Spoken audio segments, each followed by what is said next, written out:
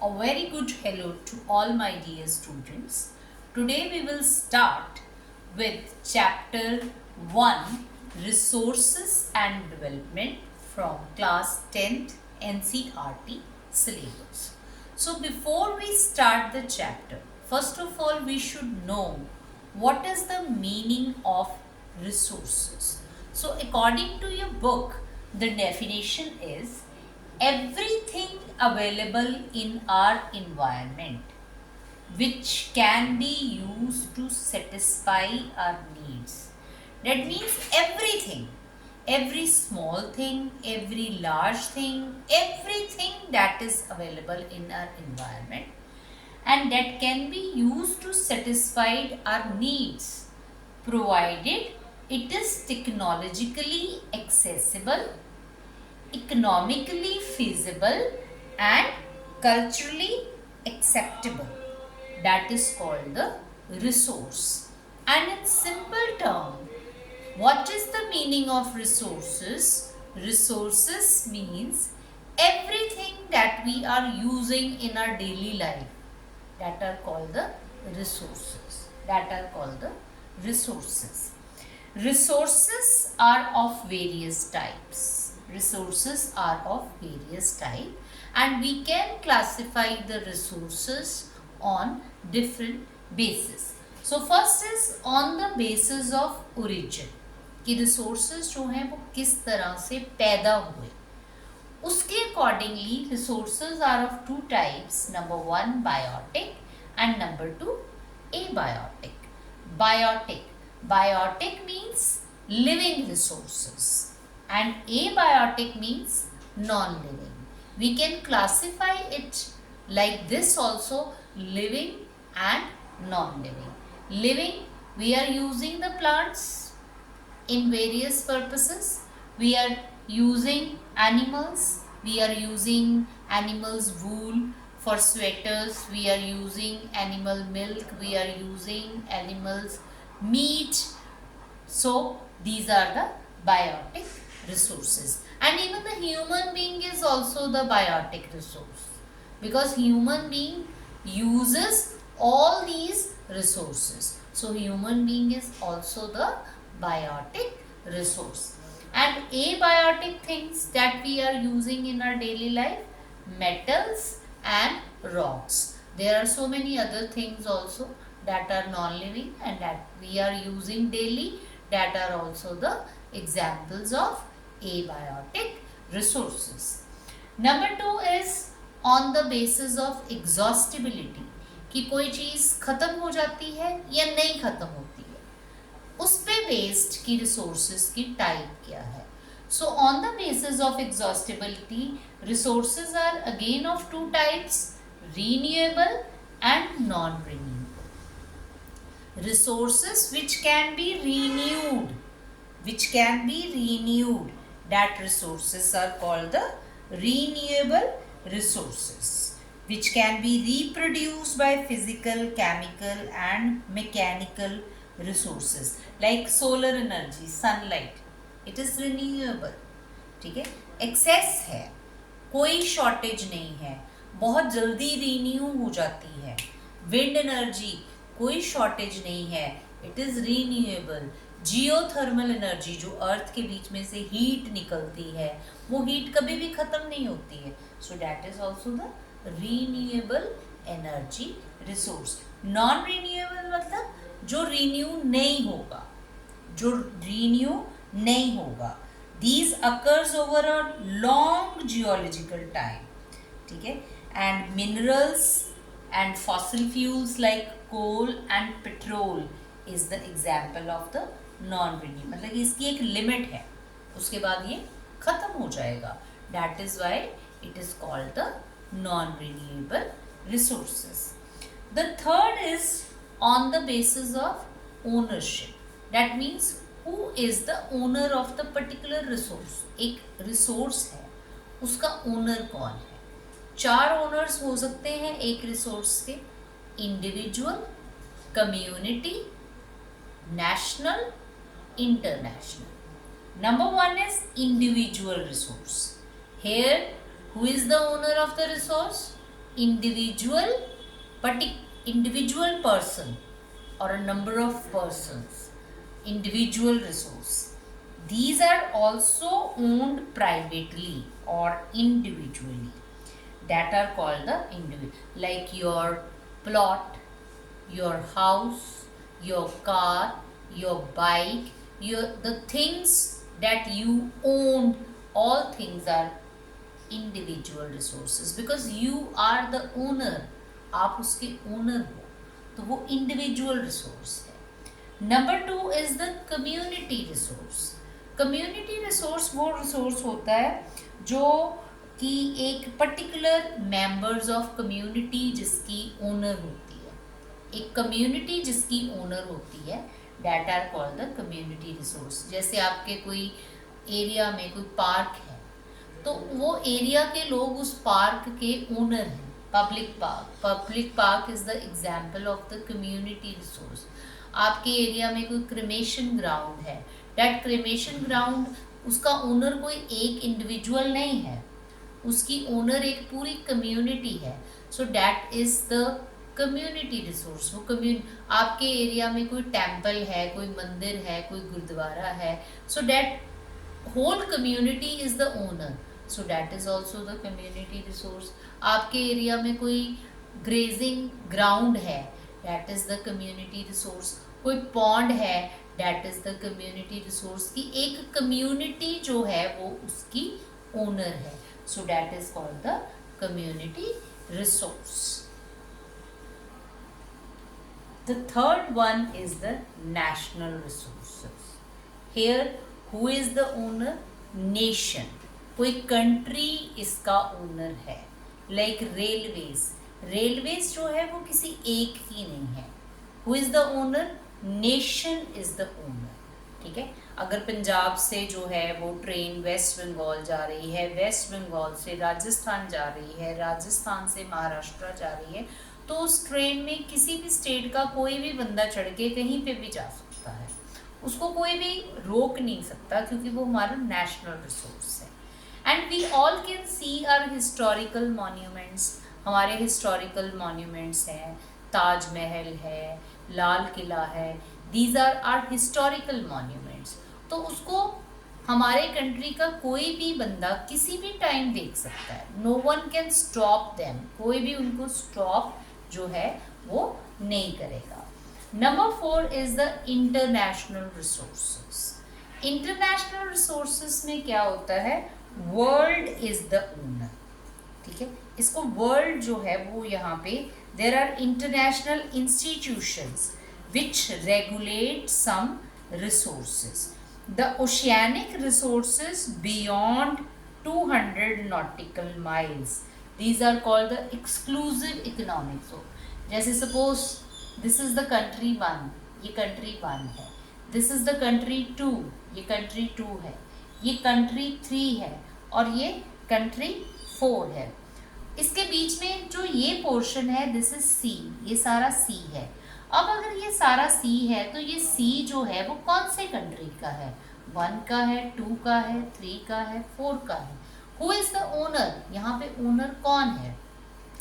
तो क्या है, 200 नॉटिकल माइल्स तक this line, this is the limit. यहाँ तक who is the owner? Country 1।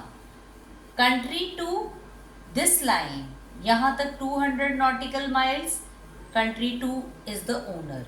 Country 3 जो है वो यहाँ तक ओनर है, कंट्री 4 जो है वो यहाँ तक ओनर है।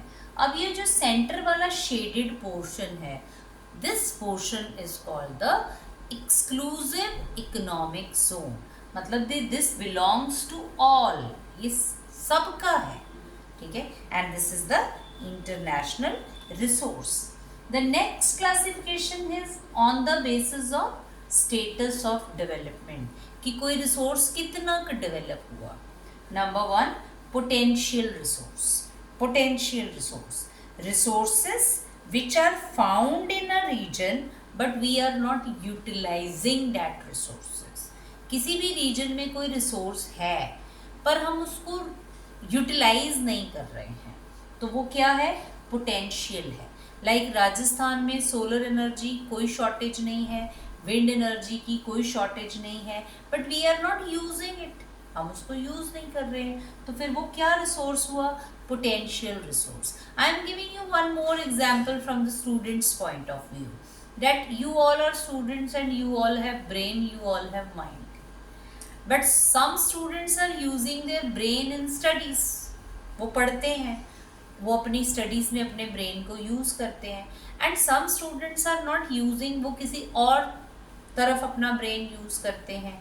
करना कहाँ पे है? स्टडीज़ में करना है, पर वो स्टडीज़ को छोड़ के किसी और तरफ अपना ब्रेन यूज़ कर रहे हैं. That means they have potential, कि उनमें पोटेंशियल है कि वो पढ़ सकते हैं, पर वो पढ़ नहीं रहे. तो फिर वो कौन सा रिसोर्स हुआ? Potential resource. कि वो पढ़ सकते हैं पर वो पढ़ नहीं रहे हैं. दैट डजंट मीन्स कि उनके पास माइंड नहीं है. They have very sharp mind, उनके पास बहुत शार्प ब्रेन है, बट वो पढ़ाई नहीं कर रहे हैं. तो अगर वो पढ़ाई नहीं कर रहे हैं तो पढ़ाई उनमें कौन सा रिसोर्स हुई? Potential resource. ठीक है. Number 2 is the developed resource. Developed resource means जिनको हम फुली डेवलप्ड कर चुके हैं, फुली डेवलप्ड हो चुके हैं. Resources which are surveyed and their quality and quantity have been determined for utilization. जिनको हम पूरी तरह से यूज कर चुके हैं, that resources are called the developed resources. The third type of resources, stock, and the fourth one is reserve. इनमें बहुत थोड़ा सा डिफरेंस है. इन दोनों रिसोर्सेज में एक कॉमन चीज है कि हम इन दोनों को यूज नहीं करते. We are not using stock, we are not using reserve. क्यों? What is the reason? यहाँ पे क्या है? स्टॉक में we have the resource but we don't have the technology how to use it. हमारे पास रिसोर्स तो है, पर हमारे पास टेक्नोलॉजी नहीं है कि इस रिसोर्स को कैसे यूज करना है.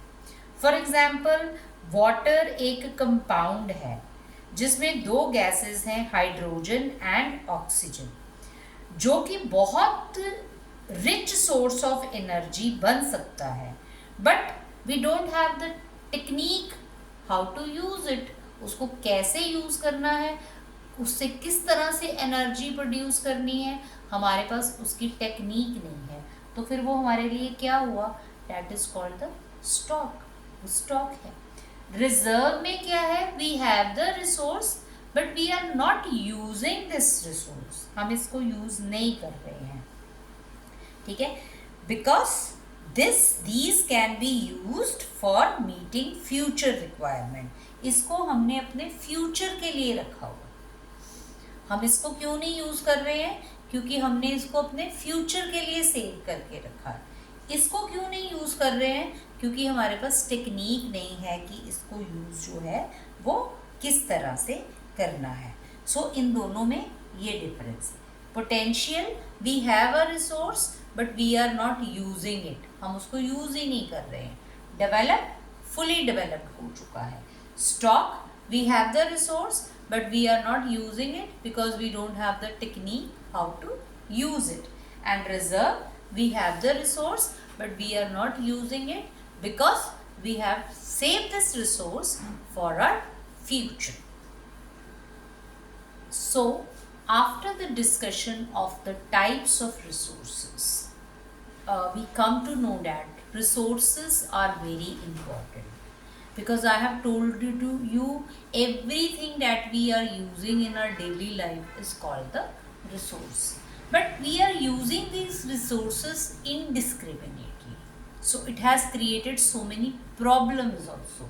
So what are the major problems faced by human beings with the indiscriminate use of resources? हमने रिसोर्सेज को इतना यूज़ किया कि हमने उसके ओवर यूज से बहुत सारी प्रॉब्लम्स क्रिएट कर ली. अब वो प्रॉब्लम्स क्या है? The first problem is depletion of resources. क्योंकि हमारे resources, we have discussed earlier also, some of the resources are non renewable. कुछ रिसोर्सेज नॉन रिन्यूएबल है, तो हमने वो रिसोर्सेज को डिप्लीट कर दिया. वो अब इतने थोड़े रह गए हैं कि वो कुछ ही साल और चलेंगे और फिर वो ख़त्म हो जाएंगे. And we don't have any other alternative. उसका हमारे पास कोई और ऑल्टरनेटिव भी नहीं है कि अगर वो ख़त्म हो गए तो हम क्या यूज़ करेंगे। So this is the big problem that we are depleting our resources very fast. Number 2, because resources are limited, हमारे रिसोर्सेज लिमिटेड हैं और पॉपुलेशन जो है वो ज़्यादा है। अब कौन कितने रिसोर्सेज यूज़ करेगा वो किस चीज़ पे डिपेंड करता है, मनी, कि किसके पास कितनी मनी है। तो रिसोर्सेज की वजह से क्या हुआ कि जो रिसोर्सेज हैं वो कुछ ही हाथों में चले गए, in few hands, and this will divide the society into 2 parts, rich and poor. जिनके पास ज़्यादा पैसा है उनके पास ज़्यादा रिसोर्सेज हैं, जिनके पास कम पैसा है उनके पास कम रिसोर्सेज हैं।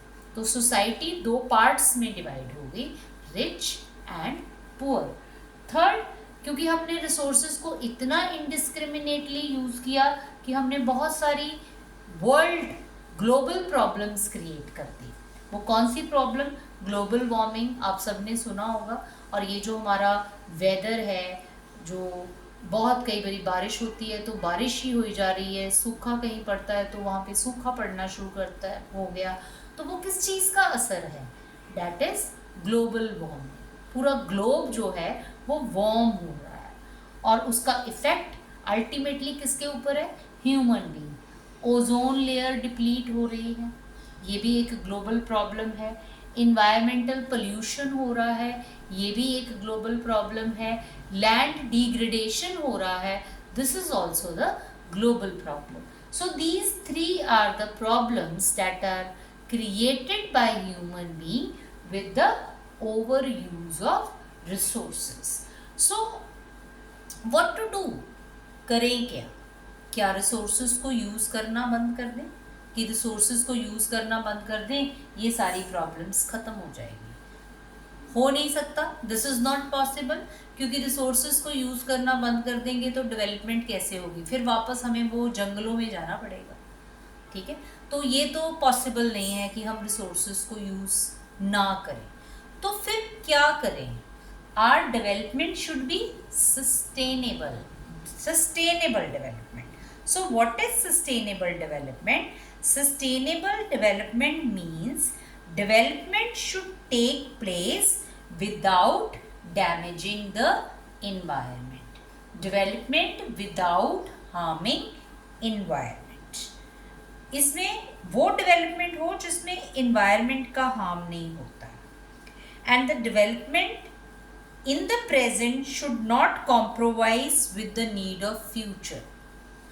यहाँ पे डेवलपमेंट किस तरह की हो जिसमें फ्यूचर के साथ कॉम्प्रोमाइज़ ना किया जाए, कि हम इतनी तेज़ी से रिसोर्सेज को यूज़ करें कि हमारे फ्यूचर के लिए कुछ भी ना बचे। इस तरह की डेवलपमेंट ना हो। इस तरह की डेवलपमेंट भी ना हो जिससे हमारा इन्वायरमेंट जो है वो ख़राब हो रहा है। सो वो डेवलपमेंट जो विदाउट हार्मिंग इन्वायरमेंट है, जो without compromising the future generation है, उस तरह की डेवलपमेंट हो, and that development is called the sustainable development, because this is the global problem.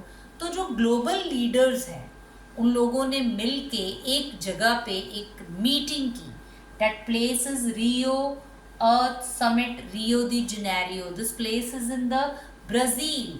Brazil में एक मीटिंग हुई जिसमें 100 हेड्स ऑफ स्टेट्स ने मिलकर मीटिंग की, and that is the international earth summit, जिसमें ये सारी प्रॉब्लम्स को डिस्कस किया गया। इन प्रॉब्लम्स को इस मीटिंग में डिस्कस किया गया, जिसका नाम इंटरनेशनल अर्थ समिट था, जो फर्स्ट टाइम 1992 में ब्राज़ील में की गई मीटिंग, ठीक है। इसमें इन्वायरमेंट को कैसे प्रोटेक्ट किया जाए, सोशियो इकोनॉमिक डेवलपमेंट किस तरह से की जाए, उसके ऊपर जो है वो डिस्कशंस हुई, ठीक है। इसमें ग्लोबल फॉरेस्ट प्रिंसिपल्स, इसमें एक एजेंडा 21 फॉर्म किया गया कि दिस इज़ द एजेंडा 21, कि जो डेवलपमेंट है वो किस तरह की हो, किस तरह, व्हाट इज एजेंडा 21? एजेंडा 21 का एम क्या है? एजेंडा 21 का एम है sustainable development. Sustainable development is the aim of agenda 21 कि जब भी ये एजेंडा क्या है? टू कॉम्पैक्ट इन्वायरमेंट डैमेज, जो इन्वायरमेंट से डैमेज होता है उससे कंट्रीज को बचाया जाए, पॉवर्टी से कंट्रीज को बचाया जाए, डिजीजेस से कंट्रीज को बचाया जाए। This is the agenda of this meeting which was held in 1992 in Rio de Janeiro in Brazil.